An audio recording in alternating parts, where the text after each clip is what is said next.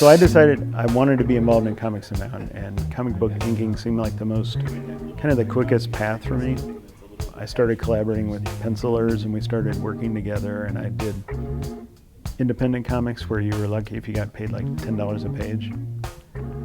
I delivered a lot of pizzas during those years while I was doing that. Eventually just built up enough relationships that I was able to start to get work at DC. Now I was a little lucky, and then I started to get work in comics at a time when comics were experiencing a big boom.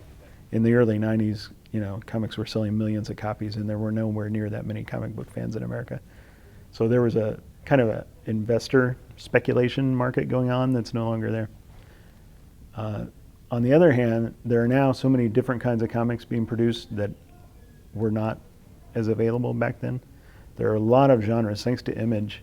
There's so many genres being produced that if superheroes aren't really your thing, there's a marketplace. There's still a way to find your way into the market. So I was an inker for a long time, and then I started writing a little bit on the side. Eventually decided I wanted to be a full-time writer and had to make that transition, which is a little fuzzy at times, but I'm a big believer in making that big leap and maybe not always leaving yourself the biggest net to fall back on.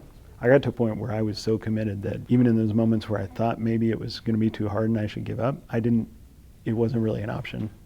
You have to keep moving forward because there's nothing behind you, kind of. And it gets to a point where you get so hard-headed and stubborn about it that you end up getting work, one, because you're getting better, and two, just because you didn't quit. It's hard, especially as an artist, to get comfortable enough with your work that you're willing to show it to people and get feedback.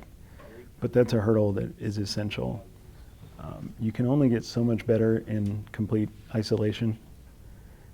For me, when I moved from Kansas, where I'd been working in my little studio in my rented house, and then I moved to Philadelphia, where I was working on guys who were cranking out comic books every day, I probably got better in the first month in Philadelphia than I had the last year in Kansas, because I was constantly around other people doing the same work, and we could bounce things off each other.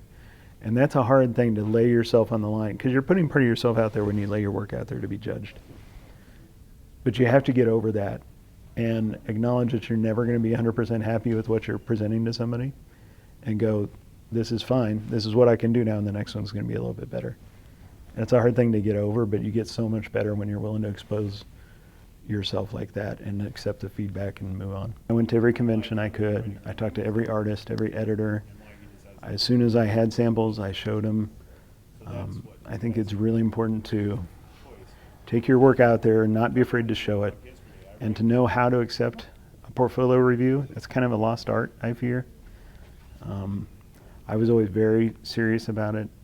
Never defensive, never argumentative, never apologetic about the work. I was there to learn and get better, and maybe also get a job eventually. But it's more about the networking and building connections. If you just want to write comic books, that's the trickiest, because you have to find a collaborator. And that can be a tricky thing. The goal is to find somebody who's at the same stage of development that you are and get better together. But it's tough. Ideally, you write and draw, or you draw, because just writing is the hardest thing to show an editor and get feedback on, because it's so time consuming. But the idea, when people come up to me at cons and say, I want to make comics, I say, well, go. The next time I see you, I want you to show me a comic. There's nothing stopping you. Even if you have to print it out on your home printer, you can do it. There's no budget you have to be restricted by.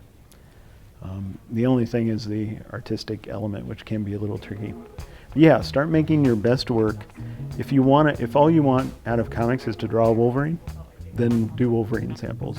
If you want to be more well-rounded and maybe draw or write your own product, then start developing your own product. But get the stuff on paper so it can be judged, and get it out there to as many people as you can.